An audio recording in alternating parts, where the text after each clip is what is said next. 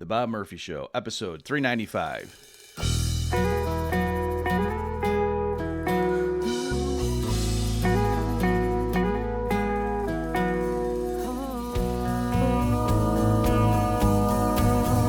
There's a tidal wave coming. What you gonna do? Get ready for another episode of The Bob Murphy Show, the podcast promoting free markets, free minds, and grateful souls. It's your source for commentary and interviews, conducted by a Christian and economist. Now here's your host, Bob Murphy.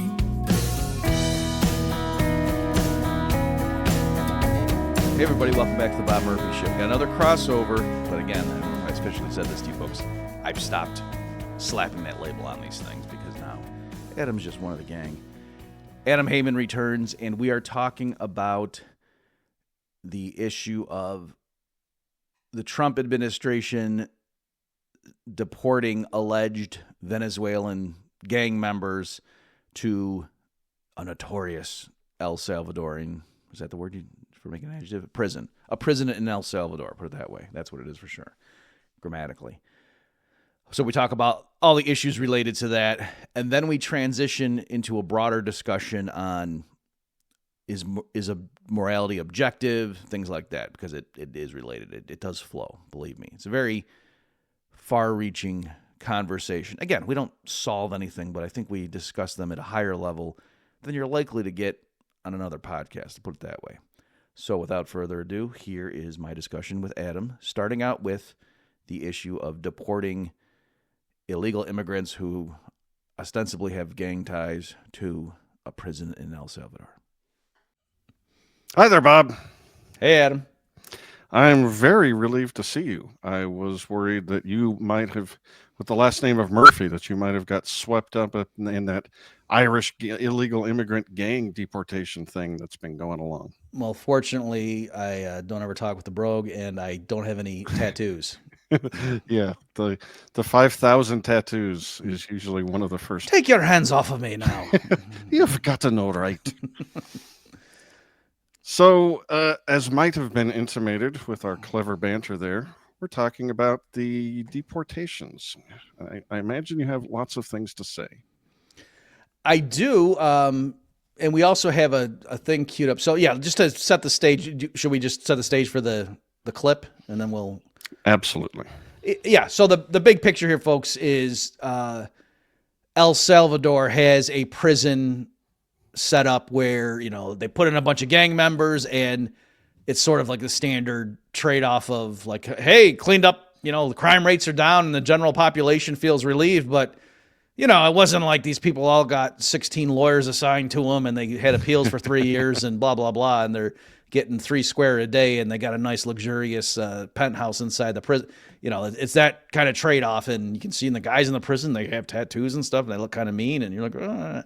So the issue, though, is the El Salvadoran government said to the Trump administration, hey, if you've got people you don't want to deal with, we'll take them and we'll keep them, put them in our prison.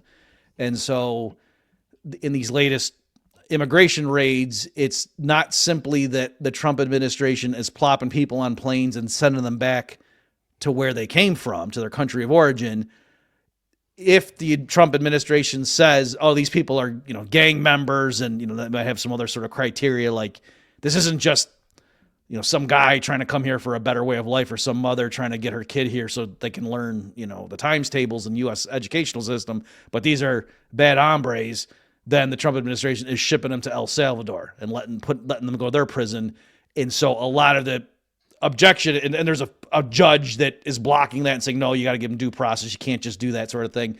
And so that's kind of how the arguments are lining up. And I guess why don't we play the Greenwald clip as he chimed in on this, and then you and I can go at it. Does that make sense? Yep, sure does. Let's start with good old Glenn. And just as one reminder, you know, I sometimes, and this is what I find frustrating, to be honest, about the first 2 months of the Trump administration, is it's a common claim within the MAGA movement that Bush and Cheney were terrible. That administration was terrible and destructive. The war on terror was wrong and bad. That civil liberties are vital. what the Trump administration is doing was the crux of the war on terror assault on civil liberties under Bush and Cheney.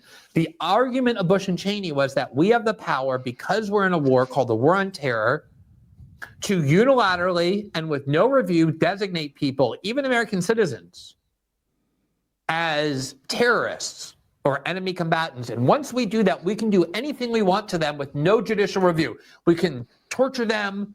We can kidnap them off the streets of Europe and ship them to Syria and Egypt to be tortured. We can put them in prison in Guantanamo for life. We can claim the right to spy on American citizens as long as we think it advances our interest in terms of battling terrorism. And when there were Patriot Act controversies or Guantanamo controversies, the argument of the government was, look, you just trust us. We have done a very thorough job of determining who these people are. We know they're terrorists. In fact, in Guantanamo, every person in Guantanamo, we were told, was not just a terrorist, but, quote, the worst of the worst. And at the time, there were in excess of 1,000 detainees in Guantanamo. Now there are fewer than 30 because the government over 18 years realized that these people are not threats. They have never been associated with terrorist organizations. A lot of them were picked up based on bad intelligence or deliberate vindictive reporting to the U.S. military that somebody was, or just mistaken identity. And it was only once the Supreme Court ruled in 2008 that they have an entitlement to a hearing, a habeas corpus hearing under the Constitution, even though they're not citizens and even though they're being held in Guantanamo. And they started to prove that, a lot of them did, that there was no evidence against them. We learned this lesson already. We should have learned it decades ago, even before that, that you don't trust the executive branch, the federal government, to say, we'll decide who's guilty. You don't need to see any of the evidence. They don't need any opportunity to contest it. We're good people. Trust us to do it. That's not the American system. That's not an American value. It never has been. So grabbing people and throwing them in the worst prison on the Western Hemisphere? You have a problem with that, I assume? Yeah. And again, I have a problem with the policy, but the thing that's really just astonished me and why I thought, Adam, you and I should talk about it here is, and we'll root this out once you and I just explain to people, they'll say, geez, sorry guys, I don't know what I was thinking. But it is people, especially those who are libertarians, and I realize how obnoxious that sounds. So I'm not saying they're fake libertarians. I'm just saying it's annoying to me and frustrating that people who are libertarians are saying this kind of stuff, but they're jumping right to, why do you, why do we care more about terrorists than about, innocent people who are being victimized? And the point is, look, the reason we have trials, the reason you have a jury trial, the reason you have a right to attorneys and things like that isn't because we want to not make it too bad for criminals. It's because we don't know ex ante who the criminals are and who the innocent people are. And we can't just trust the government to tell us. Right? That's why there are trials. And so likewise in this situation, they're missing the point. The people who are saying things, and there's lots of them too, that, people who saw me go at it with some people on Twitter might think I'm just talking about one or two, but no, there's tons of people, especially in comments, piling on and saying stuff along these lines like, well, yeah, I'm sorry, but if you join a gang, your due process goes out the way, stuff like that. It's like that you're missing the point. We don't know that these people are in gangs. I'm sure a lot of them are. And also, too, just think about how much leverage this gives somebody. Like, let's say somebody's here illegally and, and they're not a part of a gang at all. And the government wants them to, testify against some other criminal. And they're like, no, I don't want to get involved. They could easily just say, all right, well, if you don't, we're going to put in our report that you're a member of the such and such gang. And then you're going to El Salvador next Tuesday. Is that what you want? Here, let me show you some pictures about what's going to happen to you. So, and then you say, oh no, all the people on Twitter defending that, they're going to make sure that won't happen. And like another thing a guy said was, when I pointed this out and I said, hey, why are we as libertarians, we were so, like with the Ross Ulbricht case, there were 2 federal agents that assured us he had tried to hire hitmen. And then now, most libertarians, especially the ones that love Ross and are glad that he got pardoned, are saying, oh yeah, those agents just lied through their teeth. They were corrupt. They were stealing, funds, Bitcoins from the investigation. Yep. And so again, we're just going to take the government's word for it. And then so one guy pushing back against that argument for me said something like, well, yeah, but it's a lot easier to see the tattoos on these guys than, just taking the word from somebody that Dread Pirate Roberts ordered to hit. And I was like, oh, so you've gone and you personally inspect the bodies of all the people getting shipped to El Salvador? You know what I mean? Like, what if the government is lying and say, yeah, they have tattoos? It's right. Yeah, it's on their back, left back. What if they just made that up? You get what I'm saying? Like, and it's, where people say, Bob, I hardly think someone in the federal government would lie about something like that. You know what I mean? Like and again, with all the Trump, and after all the stuff that happened to January 6 people, Yeah. and to just say, oh no, and too, what was it? Is it Holman? Is that the guy's name? Holman, yeah. Yeah, and he was on some news show, and the reporter, or whatever was not reporter, the host was pushing back and saying, like in this case, and he had some specific case in mind, and they said that, and this person's family is claiming that he has no gang ties, and shouldn't he at least have a hearing? Like, yeah, of course, send him back to his country of origin, but if you're going to send him to the El Salvador prison because you're saying he's a gang member, shouldn't there at least be a hearing where he can present evidence? Or you have to present evidence. And the guy was, Holman guy was just like, this. No, we have. Well, first of all, he did a diversion and said, what's her name? Larkin Riley, is that it? Yes, the one who was murdered by a right. And he said, did she have due process? And then he and he listed some victims and said, did they have due process? And was like, well, no, because terrorists don't, or killers don't give due. That's not the issue. Doesn't quite track. Yeah. Right. But the criminal did get due process, was convicted. That's how it worked. But then he pivoted into, or his other point was, we have all sorts of intelligence reports and blah, blah, blah to say these people have gang ties or they're terrorism and blah, blah, blah, working for cartel. Is like, the same intelligence agencies that told us for several years that Donald Trump was a Russian agent. You see what I'm saying? Like all of a sudden now, because it's the Trump administration, the FBI and the CIA and all these people, they're all great now, and we can totally trust them. Everyone in the Department of Justice is great, even though we all know what a bunch of liars and corrupt scumbags they were like 6 months ago. So anyway, yeah, it does disturb me how quickly people forget the dangers of giving the government this power. And I'll quickly say, if you're in favor of this policy, you have to just be hating the fact that that Holman guy is the figurehead, because he just looks like the most corrupt face of bureaucratic heavy-handedness you could imagine, straight out of Central Casting. Yeah. Like if you're gonna have some guy like being the sheriff at the Southern Chain Gang or whatever, what we have here is a failure to communicate. Exactly. Like not the guy that's gonna really be taking your constitutional rights. Worrying about it in the middle of the night. Yeah. So can I ask you? Let's to flip it though. And so a lot of people, when I was making claims like that, were pushing back, and they were saying, let me steel man it. And they were basically saying, well, do you think there needs to be a trial just to deport someone to their country of origin? Right? Because technically, what if someone isn't an illegal immigrant? What if somebody's here? You know what I mean? And so technically, if the government just says, no, this person came from Colombia, and he's here illegally, we're just going to put him on a plane and send him back to Colombia.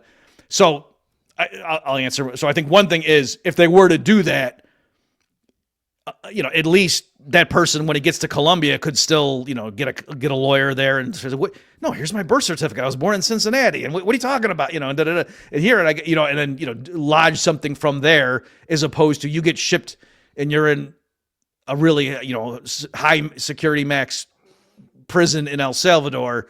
You're not getting Clarence Darrow to work for you at that point. Like you're kind of, so that's one thing I would say.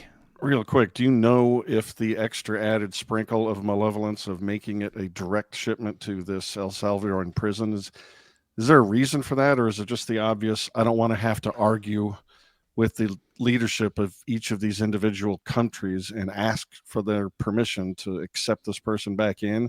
Is it just a way to obviate that whole discussion? I assume that's it, because there was that issue where Colombia, for example, didn't want people returned, and so he had to threaten them with tariffs or something. I think it could. So you're asking, why is the Trump administration doing this? Yeah, that's your basic.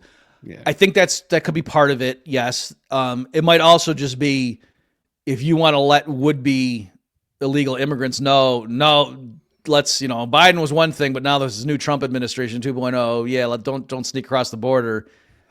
They could be extra deterrent to say, oh, it's not merely that if we catch you, we're going to send you back to where you came from. In which case it's like, oh, hey, I worked under the table for a few years, then I got paid. But no, you're going to this prison in El Salvador and you can roll the dice there. Like I think some people like, and also to the extent that they actually are being credible about it, or if they really are trying to screen and it's not just a crapshoot. Like if it really is the case that if they catch you here illegally and they figure out that you're probably a member of a gang or something, then you go to El Salvador. Whereas if you're not a member of a gang, you don't. Then that would be an extra deterrent for precisely the people. It's like, we really don't want you coming in here. So I guess it's possible that, that is the motivation. Yeah, no, that makes sense. I'm going to try and steel man some of the libertarians who've been cheerleading this process. Okay. That doesn't necessarily mean I agree with the arguments I'm about to present, but I do think the American populace has been sort of assaulted. There is a huge problem in the country with these illegal gang members coming across and just doing horrific things. That's not just like a joke. You can, put the right sequence of words into your Twitter search bar, and all sorts of things will come up. They're not made up. And we've also been suffering through a situation in a lot of cities with these Soros-backed prosecutors who are not prosecuting. It's not just how they're treating gang members. It's just how they're treating any violent person who maybe is on the right side of the identitarian politics spectrum, so person of color, say. And so your average law-abiding citizen is probably feeling like they've been under assault, seemingly with a wink and a nod of their government, of having these people stream across the border and not only make their lives horrible with violence and criminality, but also sponge off the welfare benefits and educational system, hospitals, whatever. And it seems like, I can understand someone just being reflexively furious and looking towards a strongman to solve this problem, even if it does fly in the face of all of the structural problems you just alluded to as to what's wrong with giving the government the power to do all these sorts of things. Obviously, it will be used against you or in cases that you're not going to be so agreeable. But I'm just saying it's not completely insane that people feel this way. Yes, there's that. And then just to extend that, I'm glad let's see, folks, here, we try to practice what we preach. So just like I'm saying, no, I don't care if the guy's got tattoos and he's got, 7 severed heads in his freezer. He needs a lawyer. We got to make sure that kind of thing. Likewise here. Yeah. I don't want to just have Adam and me vent on stuff and let's consider and, make sure we adequately steelman the people that we're taking shots at. So yeah, I'm glad you said that. And also, and I did hear you just jogged the memory. I wasn't excluding it before intentionally, but yeah, people were saying things to me to push back against the stance I was taking on this issue. They were saying stuff like, Bob, for 4 years, like the administration looked the other way and just either allowed or facilitated and encouraged law breaking, like you said, bringing people in, shipping them around so they could vote illegally and doing all kinds of stuff. And judges all along the way looking the other way, whatever, and then throwing the book at the Trump people, and now we finally, we're at the helm, and I think those guys, I think they mean well. I'm sure maybe some mistakes are made, but it's not like these are a bunch of Boy Scouts all getting sent to El Salvador. This is, in general, this is a rotten group of people, and we're gonna, let some, and also if you read the actual stricture, what the judge was writing and stuff, this isn't H.L. Mencken or something. Like this is a guy who doesn't like Trump, you know what I mean? And so anyway, that's where they're coming from. Like, guys, in the grand scheme of things, that we're getting all bent out of shape about this like the outrage is shipping 99% of gang member, people a group that are 99% gang members, we think, to El Salvador. And let me emphasize it a little bit deeper. It goes even deeper than all those things I said, because it was also a situation where in most jurisdictions where these gang members ended up, the local DA and the cops were putting the citizenry in a situation of anarcho-tyranny. Yeah. Not only do they not seem to be interested in helping you out and doing anything about this violence, but they would come in lickety split if you ever raised your hand in violence to protect yourself or do something about that. I point to the Daniel Penny incident on the New York City subway, and in the same city, New York, where that 61-year-old bodega operator almost got murdered, and instead of getting the keys to the city when he fought the guy off and killed him instead, they went and prosecuted him, or attempted to, until public outrage pushed back. But in a more, I mean, look what those people in Minnesota tried to do to Rittenhouse. You know, it's on video that these people are trying to murder him, and they came after him with guns a-blazing. So would you, you know, well, maybe not you, you're a very well thought out pacifist, but for the average person, they probably feel like there's not a thing I can do to protect myself even. So not only are the people I pay taxes to not helping me, they will prosecute me if I try. And so that's just an extra level of outrage that makes me sympathetic to people who are not particularly annoyed that Trump is using authoritarian measures to get rid of the tatted out seeming gang member. Right. So yeah, not me. Yeah, we've done the thesis, antithesis, and now the synthesis here. There you go. Yeah. So the way I try to be judicious on this, if this had just been happening in a vacuum, and everybody on the libertarian side was saying like, yeah, there should be some due process here, and you know, in a perfect world, we like, especially if somebody's family is coming forward and saying, what are you talking about? He's not a gang member. Yeah. Like, yes, he was here illegally, and I get if you want to send him back to Guatemala, but no, don't send him my boy to that prison. Like, here, he's a good boy. And here's, you know, we got 16 character witnesses, you know, and just say, yeah, they should have a thing. And if they don't, I get it. There's a lot going on there. You know, they're trying to diffuse the war with Russia, and the Middle East is going, and all this stuff in the grand scheme. I'm not going to go around. I'm certainly not going to start spray painting swastikas on Teslas and saying Trump's a fascist because of this issue. But yeah, technically, I would prefer that they would have I would be fine. I mean, that's me. You know, I don't think Trump's a fascist, or the Trump administration is you know. But again, so the reason I'm, you know, getting upset is that when people are pushing back, and especially when their argument is, well, no, these guys are terrorists or gang members because the government said so. Like the intelligence community said so. So what's the issue here? Why do we, you know, that's what really is like, what? Like, how can you guys be saying that? So. Yeah. And, you know, there's a lot of elements here.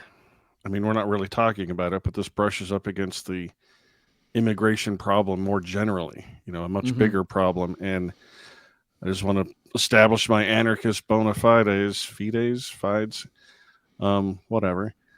You know, I don't want there to be a government that has a monopoly on anything. I want a purely private property and cap, freedom of association and freedom of disassociation legal regime in which these things are handled by property owners and networks of associations of contract-bound property owners. And just between you and me, Bob, I suspect that the covenant community I'm going to want to live in and associate with is probably going to have a policy of not allowing these tatted up lunatic looking people in without a heavy bond, at least associated with their person and behavior.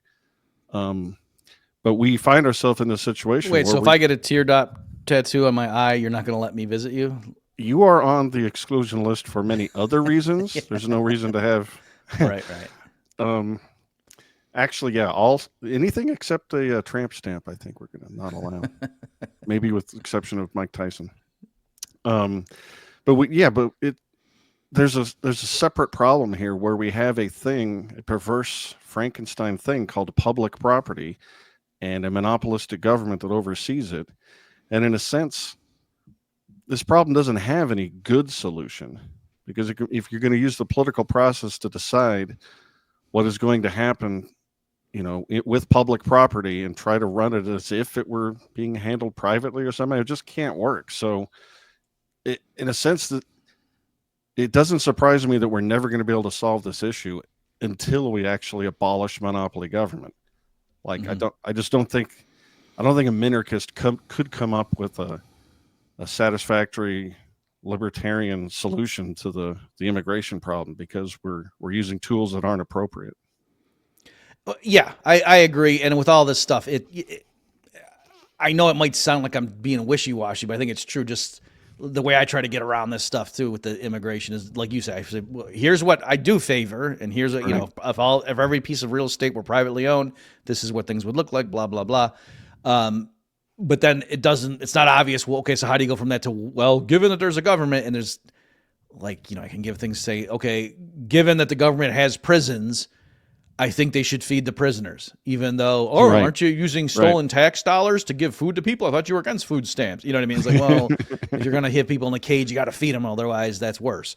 Right. So there's stuff like that. And then also, too, it's like, well, as an economist, if the Soviet Union came to you and, you know, said, how many loaves of bread should we produce next year? And you say, well, I can't answer that question. I mean, so, but you shouldn't put rat poison in the bread. I know that.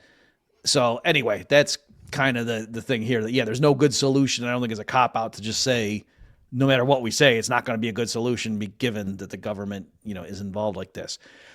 Can I get your take, Adam? One thing real sorry, quick, as an addendum before we move on, since we are where we are and this policy is in effect, I would also very much like to add to the designated terrorist watch list waitresses who refuse to refill my coffee, drive-through employees who forget to put the sauces and the ketchup in my to-go bag. I think these are crimes against humanity, and these people should be deported to a very harsh El Salvadorian prison. And I'm, much like Al Gore, super, super serial about that. Yes, what was I? Shoot, there was somebody that was really annoying. I was at a restaurant. I mean, it was like they trained themselves to not make eye contact. Like, it was impressive. That's right. You know, you go right and past I was like, you. Yeah, and I was like, you know, the water's been out for like 12 minutes. What? I was once waiting. Jennifer and I were waiting to be seated at a restaurant somewhere, and the hostess was really young and brand new, and wasn't even like moving around. Was just told us to wait once, and then we're all really impatient, just standing around there. And she managed to find a way to refuse to make eye contact with any of us for like 15 minutes, and she's standing right in front of us. Wow. Not a word. I know this is, I'm sorry, folks, but I got it. The weirdest thing ever is years ago, I was with my wife at a diner. It was busy. And so the girl came and she took our order. I think we were there for breakfast. It was like, I think it was like on a Sunday, you know, after church rush kind of deal. And she took our order and whatever. And, you know, I think she gave us coffee or something. And then she was going and she kept going in the kitchen and she kept peeing out and looking at us and then popping her head back. And we waited like, I don't know, 20 minutes. We finally just got up and I left some money for the coffee. We just walked out. But like, she literally did not come back to the table and just kept peeking at us and then going back. And like I said, I mean, if you think, you're there, you ordered your food, you're hungry, on the margin, like, well, let's just give it another minute or two. And you're thinking, I'm going to, and now that I'm telling the story, like, how come I didn't march back in the kitchen? I don't know. I think it was more of a, like, well, this is an outrage. I don't want to pay for their meal if they're going to treat me like this. It was one of the, and probably a little bit of being a chicken. Maybe, I don't know. It's hard to say what the ratios were. But in any event, we just walked and didn't get our food. It was just the weirdest thing because the waitress just kept, it wasn't like she was busy and running around and it seemed like she forgot about us. No, she kept peeking at us. And then when we would make eye contact, she'd dip her head back in the kitchen. It was weird. She saw your teardrop tattoo as well. that probably could be. No, yeah. Just to make my telling people story, this guy's an anarchist. I look at this Rockwell. Look at this. Yeah, just to make my little story tie into economics, it is interesting, and I did note at the time that this was at the lodge up on Mount Charleston, and it's like, I don't know, 30 or 40-minute drive to get up there, and there are no other eating establishments anywhere. Mm-hmm. So I was like, oh, well, this is what happens when you don't have any competition whatsoever. You get this person maintaining her job forever and ever. I get it. Yeah.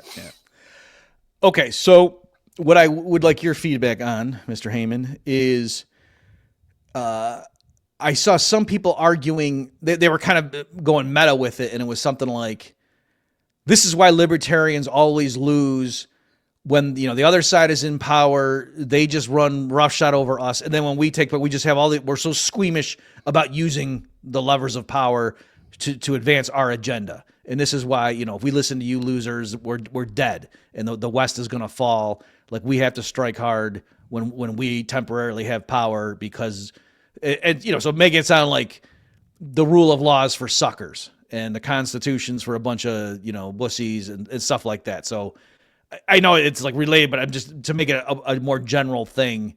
How do you feel about that? Well, yeah, that's a shot aimed at us that we shouldn't be surprised by. It's a perfectly rational one.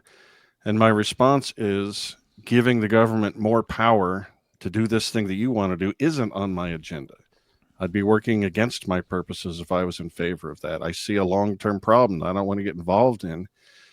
And so, it's like I say, we've been suffering under left-wing authoritarianism for a long time, and I think it's horrible. It stemmed up from the universities and spread into every corporation and filtered into the government, and it's a big problem. But I don't want any right-wing version of authoritarianism either. Mm-hmm. So I'm not interested. The people who say that aren't really libertarians. They're really right-wingers who.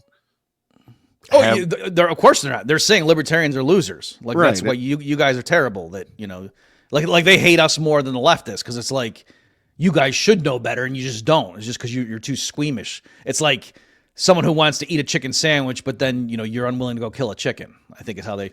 Well, they again, I guess the right wing just assumes we're on their side, but I'm not. I am for individual liberty and against statism, and these right-wingers have very destructive statist policies that they are fighting for, and I'm not on board with that. I'm sorry.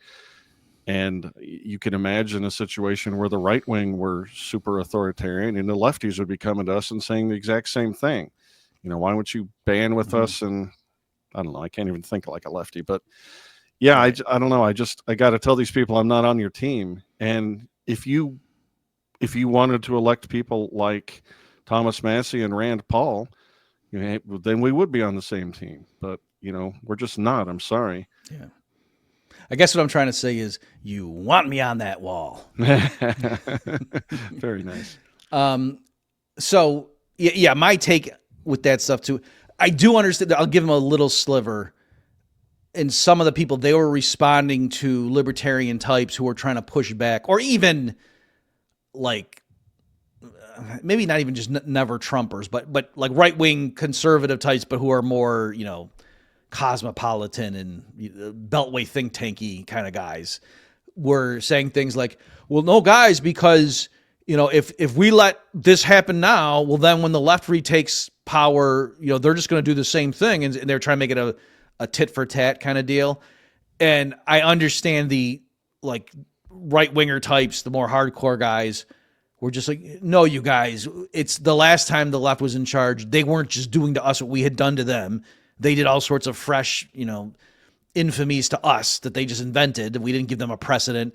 And when they retake power after they just, spent all this time calling Trump Nazi or, Hitler and everything, they're going to do what they're going to do to us. And it's not as if they're going to be worse if we send some gang members to El Salvador. So don't kid yourself. It's not like we're now giving them permission to be monsters if they take over again. They're going to be monsters when they take over again. So I mean, I get that.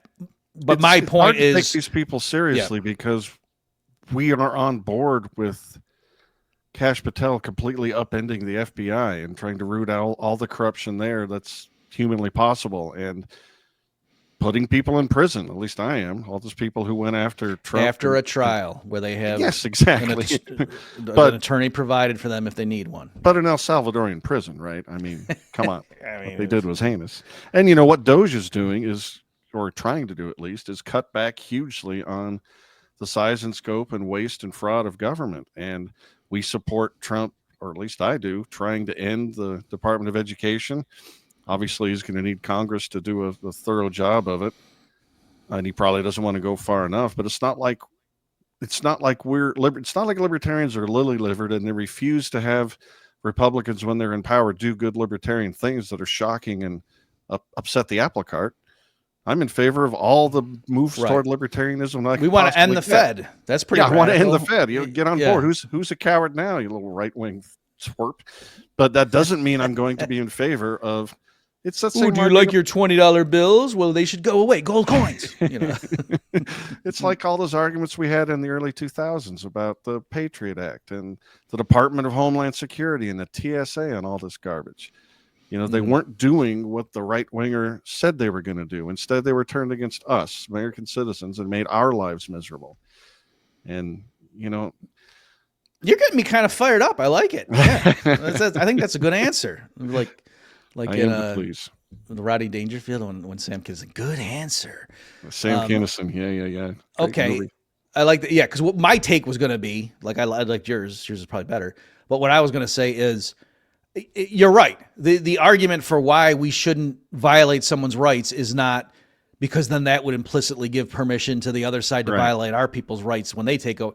It's because it's the wrong thing to do, right? Like, it's not that I'm refraining from spray painting a hammer and sickle on any AOC fan's car because, well, I don't want them spray painting a swastika on Teslas. It's just, no, I don't just go out and destroy random people's property. Well, they're not even random. I don't go and destroy people's property because of a loose connection to a political figure, even if I think that political figure is awful. I just don't go around destroying people's property. That's not how I roll.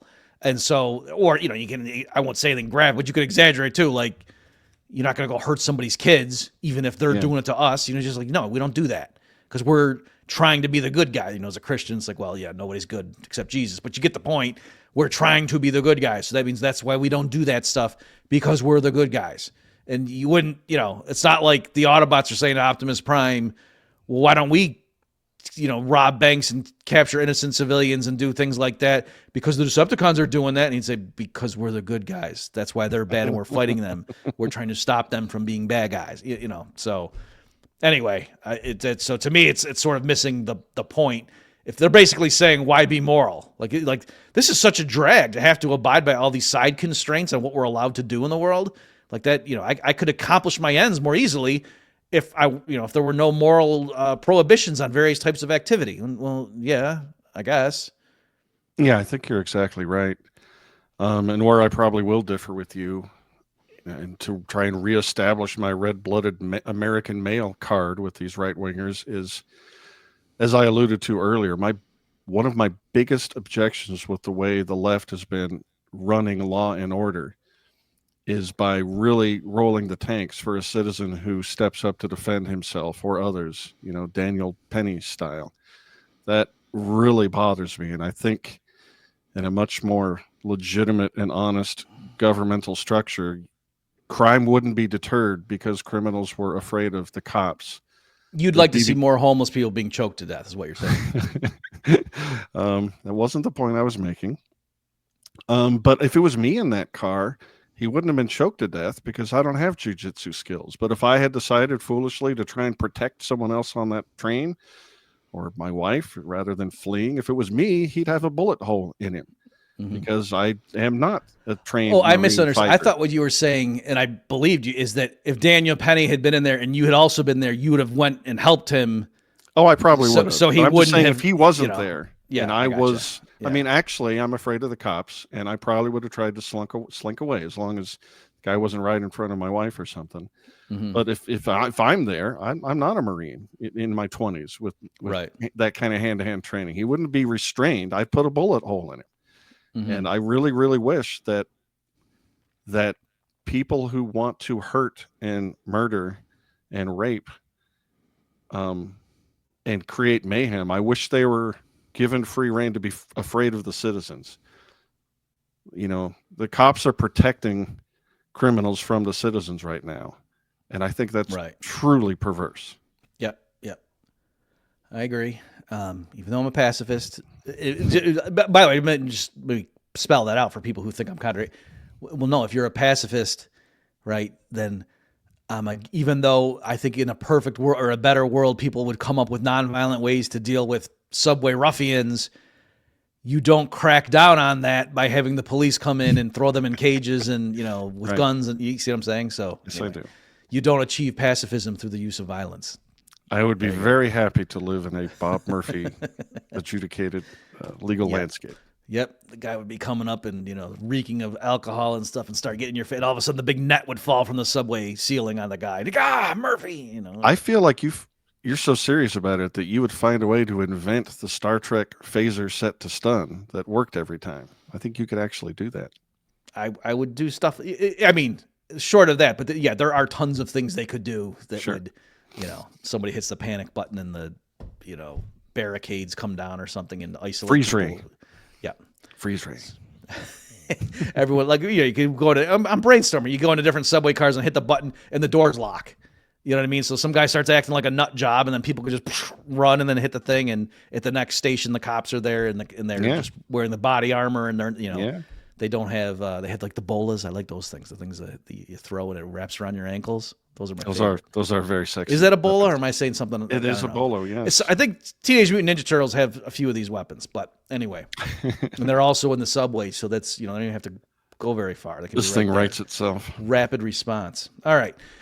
So, what else? Oh, so this leads into, I think, this is, we're getting at the essence of morality here, or the economic analysis of it, that there's a lot of elements of game theory where I was toying with doing this as my dissertation in grad school, and then the main reason I stopped is because I saw somebody else already did it. Like I had two books at that point. I was like, all right, he kind of made the main points, and this terrain has already been plowed.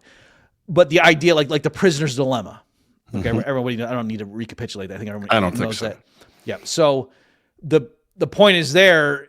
Like, yes, if you're just doing a completely rational, consequentialist analysis, you should, rat on your buddy whether or not you guys are guilty, just because, no matter what he does, I do better. The consequences are better for me if I, betray him and squeal the cops and whatever.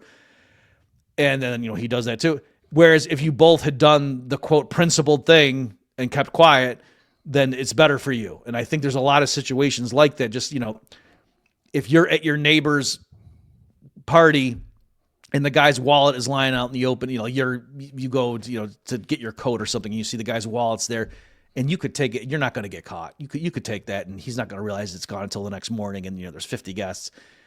And we're all better off if we live in a world where you just don't do that, not because you're running the calculations. No, I might just think, no, I'm not stealing that guy's wallet. That would be wrong. I'm not doing that. Right. So if we all, live in a world where most of us in society have these prohibitions that you can, blame it or attribute it to evolution. You can attribute it to God, whatever you want to do, just your upbringing and whatever. But that we refrain from certain things because that would just be wrong, and we don't want to be immoral. Then that ends up showering benefits on you, even if in a particular instance you could run the cost benefit and be like, well, no, if we violated the rule here, actually that would probably help us. It's like, right, but if you start thinking like that, then it breaks down and then it doesn't work, and you actually are worse off. This is a very minor tangent, but I think you'll appreciate it. I think you do yourself a benefit by just adopting the simple rule of not stealing, even if it didn't help. I mean, without even thinking about the society-wide consequences. First of all, actually running the numbers to figure out if you could get away with taking this wallet and nothing bad would happen to you in the future. That's all really, really complicated, and you're likely to get it wrong as often as you do get it right. So rather than wasting all that brain power, and making of yourself an unadmirable person, it's much better for you, I say, even from a game theory perspective, to just adopt that rule. I'm not a thief. I don't steal. Less headaches. You will definitely get caught fewer times stealing from other people, and getting the shame, derision, whatever penalty there is on top of that. I don't even think you need to go to the society-wide model to make the game theory work out that you should just not steal. And a quick anecdote on that. I mean, it's related. We used to play cards a lot in high school, and typically, I would have a lot of cash on me, and I would I'd have 2 decks of cards in my car and stuff, and I could shuffle. It's like I would typically be the dealer, and I could deal fast, and there were some kids too, like if they just saw me shuffling 2 decks of cards, they'd be like, whoa, this guy knows what he's doing, right? So anyway, I would typically be the house, and I would carry a notepad around me, because a kid would have $10, he'd throw it in, he might lose fast, and then he'd want to keep playing, so I would lend him money, and then I would just keep, and I'd have him initial and stuff. So I would go around with this notebook, just keeping track of in the certain friend group how much everybody owed me, or various people, not everybody, but you get the point. And so then there was one time where this kid, was like, yeah, let me play. And I was like, okay, but you owe me $30 from last time. He's like, no, I don't. I paid you. I was like, no, dude, if you pay, we scratch. And the kid was arguing with, and he didn't really know me very well. And all the other people just looked at him and they go, no, Bob doesn't lie. If he says you owe him $30, you owe him $30. You know what I mean? And I was like, all right. So me not cheating people. Whereas like another guy that was in the thing cheated all the time. Like everyone just knew but he would come in with like $100 bill and stuff. So that's why we still wanted him to play, because there was a lot, at stake, but you had to watch him like a hawk. And so if it ever came down to him saying something and someone else disagreeing, the group would not have said, "Oh, come on." If he said like this, no, that guy's a pathological liar. That's really interesting. In the home game poker community, it is very common that we let known cheats play because they play just so bad. They lose anyway. Right. Kind of, but you bring up a point that's not unique or anything. But yeah, game theory should always be iterative. And, you having a great reputation of being honest over a long iterative period, that works to your favor. And also to reinforce what you're saying too, is I think added to it, besides just like the miscalculation or whatever, I think too, like I used to ask myself, like that kid that I'm talking about, I remember in high school, like he would lie even when it didn't serve his interest. Isn't that weird? And I've noticed some people that I, call that's what I mean by a pathological liar. Like I use that term very, with precision. And what I mean is somebody who lies even when it doesn't help them in the moment. Like they just like lying. And I think, after a while, you just lose that. Like for me, like if the kind of thing of, so I don't know, some mugger's point his gun at me and he says, say right now that Murray Rothbard is a terrible economist or I'm going to shoot you. Like I mean, I would really have angst about it, what I mean? Let alone, denouncing Jesus or something, which, I would like to say, I would say, no, shoot me.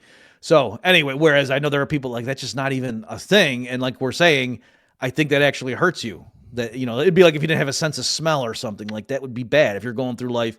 And so, if you lost your moral disgust factor, like, no, if I did something immoral, like it causes me physical discomfort, that's actually hurting you, even though in one sense you might say, I'm removing constraints.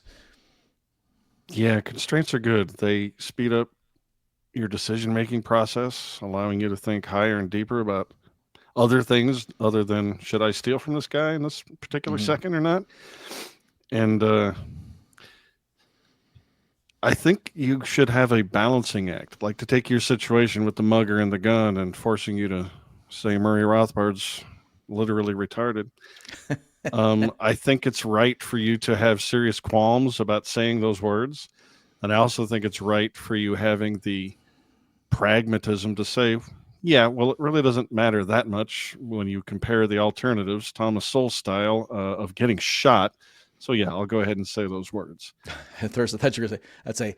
I'll say Thomas Sowell's not that great. But is that okay? Like maybe just whack me with the gun if I just say that. And again, I mean, we're not treading, brand new territory here, but I believe strongly in property rights and not aggressing against other people in their stuff. But if I'm lost alone in the winter in a forest and I stumble across a well-provisioned heated cabin, I will break in and feed myself.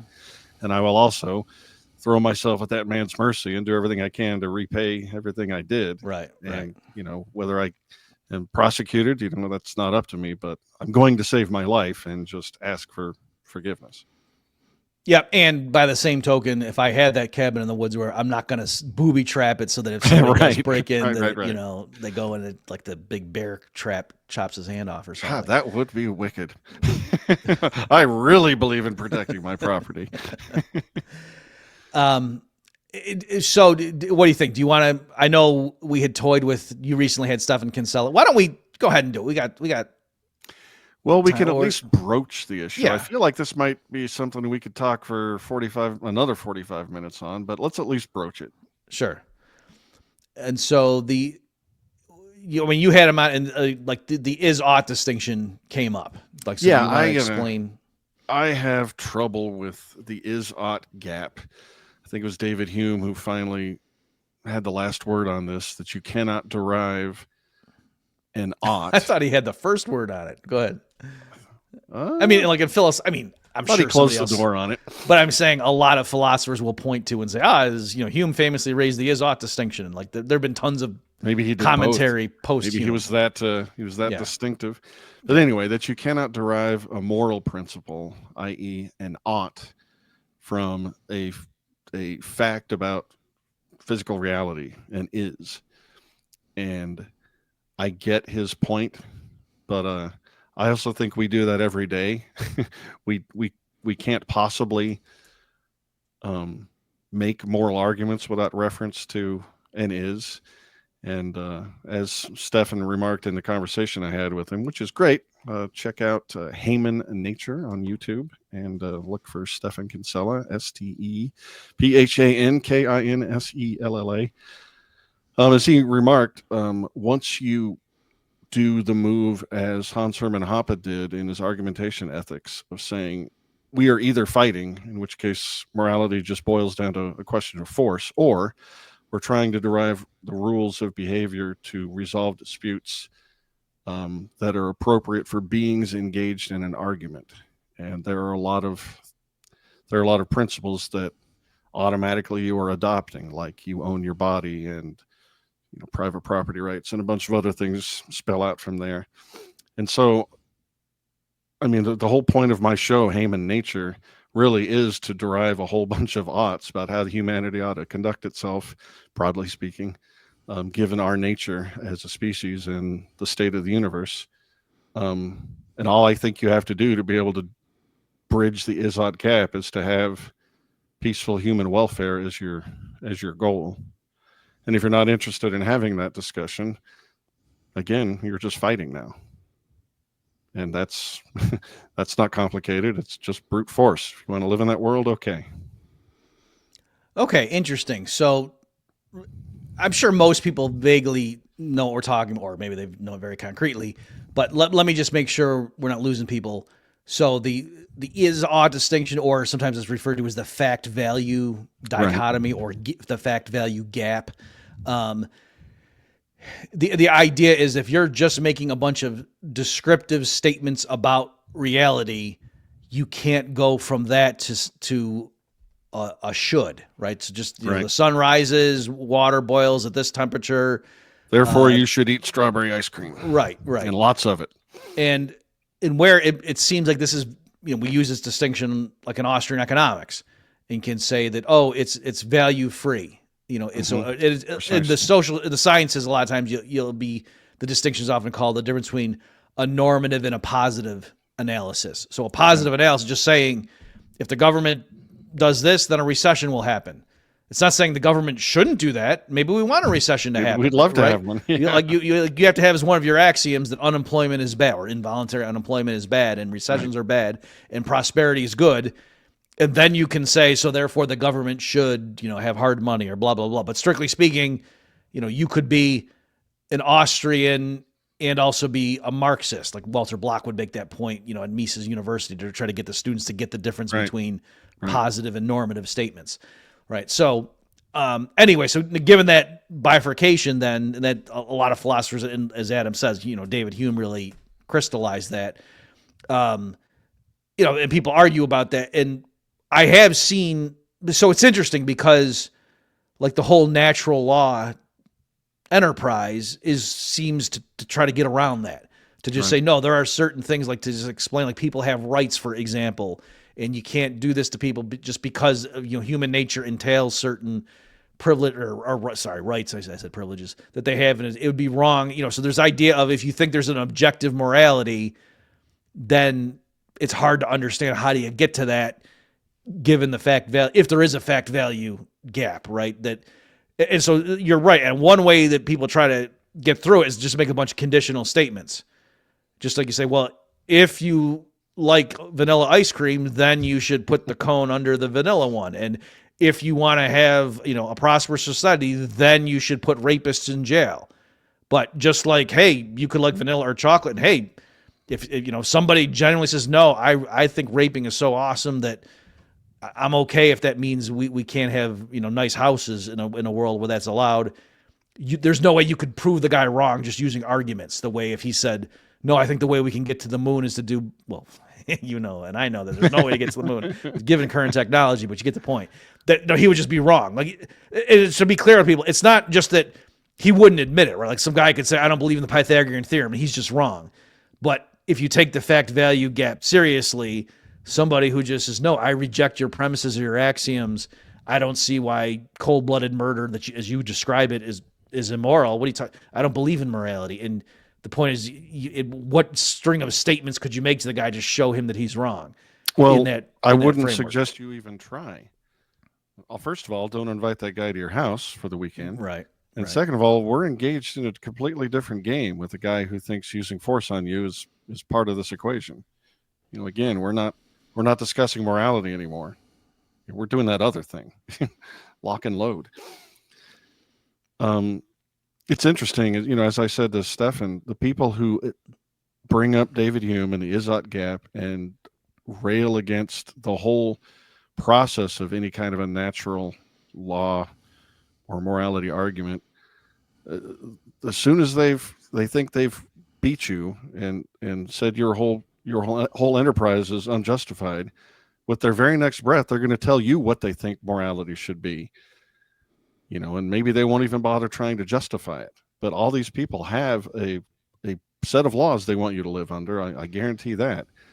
And what are they going to what do they Well, point to, like democracy or something? yeah, I mean, this gets into.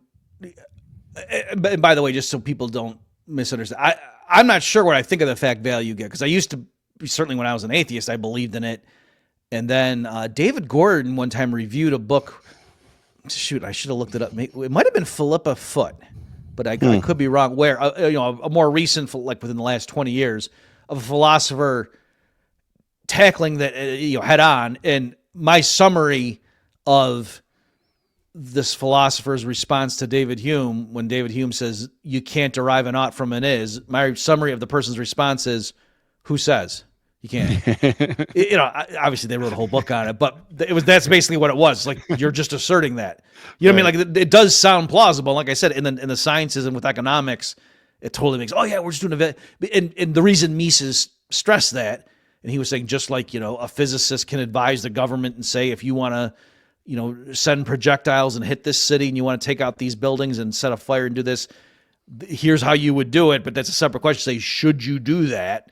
You know what I mean? Like, that's you have to bring in moral judgments. You understand the distinction they're making there, like just about describing how the material world works versus human values and things like that, and what are our goals. But yet it is kind of just to say, yeah, if you just say you can't derive an ought from an is, who says? You know, and like that, it just, why should we think that? And so, you know, there's that element too. Yeah, I think everybody who has an opinion about what morality should be is justifying their position based on some kind of an is. And when it comes to religious people, they're referring to the grandest is there could possibly be imagined, right? An all-loving, omnipotent God. Mm-hmm. If that isn't an is, I don't know what the word means.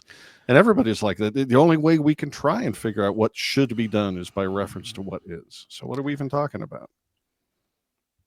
Yeah, right. So I guess, in fairness to somebody who thinks that Hume's distinction is valid and helpful, they might respond to what you just said and said, okay, yeah, but when you say the only way to get a morale is to refer to what is, if part of what is included in your is things like, and I really just have an aversion to watching kittens drown, and I really don't, you know, I feel squeamish if I see human infants suffering.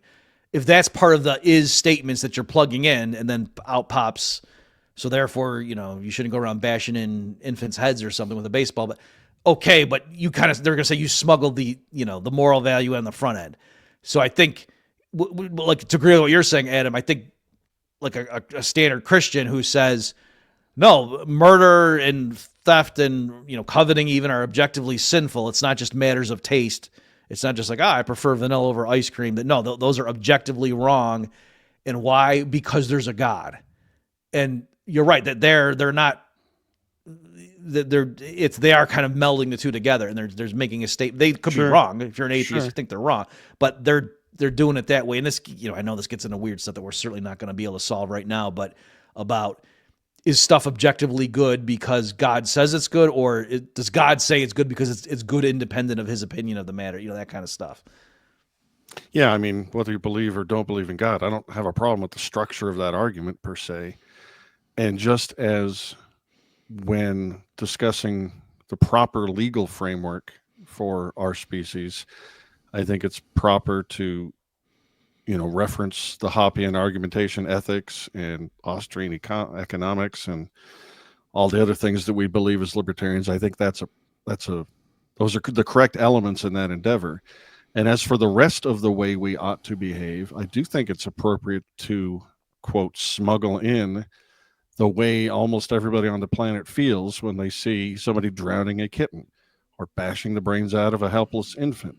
I think taking into account our very, very deep natural emotional responses to things, I think that's part of the equation. It's not all of it, obviously, but I think you are going to be living a very awful life if you try and go against that and try and make yourself like watching snuff films and doing horrible things to kittens and whatnot. Yeah. I think there's a whole bunch of things that you need to take into account about the right way to treat your neighbors and your family and your siblings and the kind of conversations you have. It's a complicated endeavor, but a lot of things go into it. And that's all I wanted to say. A recent example of someone trying to flip the conventional argument, it was I had Jonathan Menn on the Bob Murphy show recently, and so there's this what's called the problem of evil, right? Like that's one of the big problems for the God of at least the major monotheistic religions is if he's this powerful and he's good, why is he letting all this bad stuff happen, right? And it's a serious argument or issue, and so Jonathan, he tried to flip it and say, when people say things like that, they're acknowledging, they're not just saying the world isn't the way I would prefer, right? Like you just say, yeah, I wish there was more classical music or not. That when they say the problem of evil, but using that term evil, not the problem of things I find unsatisfactory, but to say the evil means you think there really are things that are evil. It makes sense to talk about that. And so his point was, tell me if you don't have a God in your framework, if you just think that, no, there was the Big Bang and, we're part of a multiverse where all the dials were turned just so that, pond scum could have amino acids and blah, blah, blah. And then humans are walking around what do you mean? Is it immoral if a lion eats a zebra? So what, no, this guy broke into your house and shot up the family and, took your, he's just doing what he's doing. He's passing on his genes. What are you talking about? Evil. And so, his point, he tried to flip it and say the fact that you think so that in his mind, it's more like if evil's a problem for the theist, then he was saying good and evil are both problems for the atheist.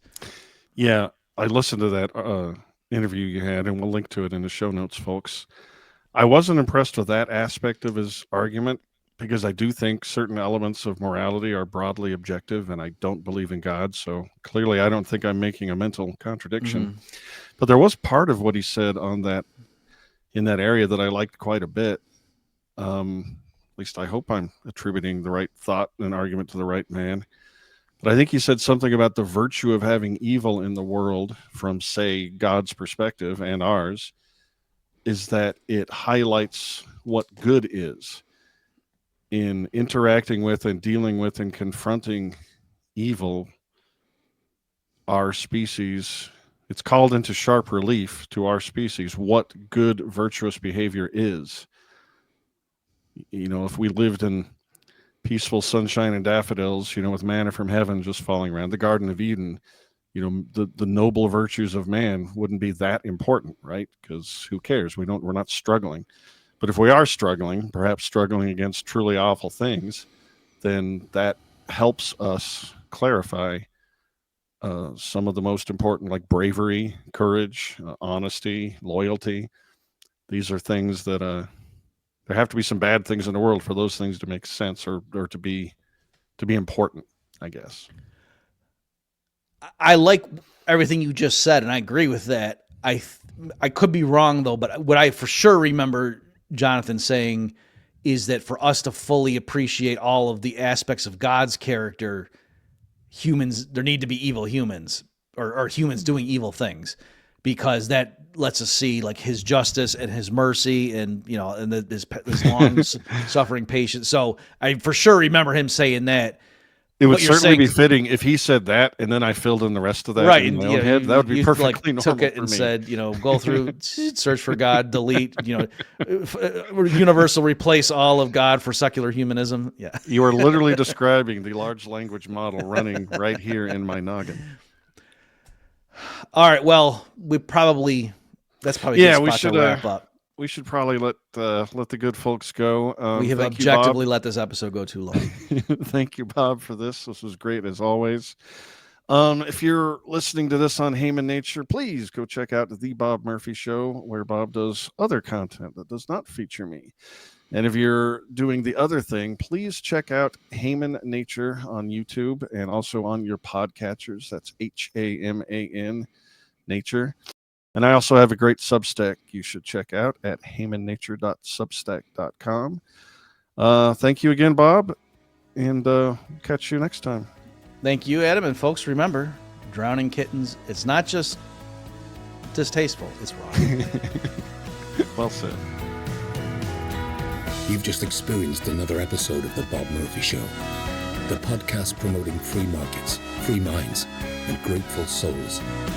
For more information and to subscribe to this podcast, visit bobmurphyshow.com.